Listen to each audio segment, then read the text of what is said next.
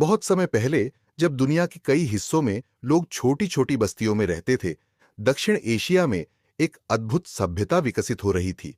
हड़प्पा सभ्यता। ये कोई साधारण बस्ती नहीं थी, बल्कि एक संगठित और सुनियोजित नगर संस्कृति थी जो लगभग 3300 से 1300 ईसा पूर्व तक फली फूली।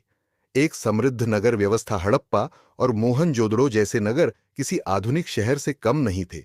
इनकी चौड़ी सड़कों, पक्के मकानों, जल निकासी प्रणाली और विशाल भवनों को देखकर यह स्पष्ट होता है कि यहाँ के लोग उन्नत नगर नियोजन में माहिर थे। मोहनजोदड़ो का विशाल स्नानागार इस बात का प्रमाण है कि यहाँ साफ सफाई और धार्मिक अनुष्ठानों को महत्व दिया जाता था। व्यापार और अर्थव्यवस्था। हड़प्पावासी केवल किसान या कारीगर नहीं थे, बल्कि वे कुशल व्यापारी भी थे। वे मेसोपोटामिया, आधुनिक इराक, और फारस, आधुनिक ईरान जैसे दूरस्थ क्षेत्रों से व्यापार करते थे।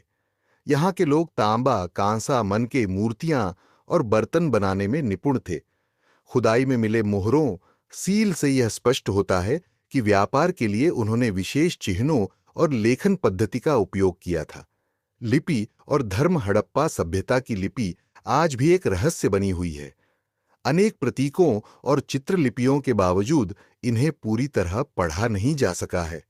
धर्म की बात करें तो खुदाई में योगी मुद्रा में बैठे हुए पाशुपति शिव के चित्र, मातृ देवी की मूर्तियां और पशुओं की पूजा के संकेत मिले हैं, जिससे यह अनुमान लगाया जाता है कि प्रकृति और शक्ति की आराधना यहां आम थी। गायब होती सभ्यता। इतनी विकसित सभ्यता अचानक 1900 ईसा पूर्व के आसपास कमजोर होने लगी। कुछ विद्वानों का मानना है कि जलवायु परिवर्तन, नदियों के मार्ग बदलने, व्यापारिक गिरावट और आक्रमणों के कारण यह सभ्यता धीरे धीरे समाप्त हो गई।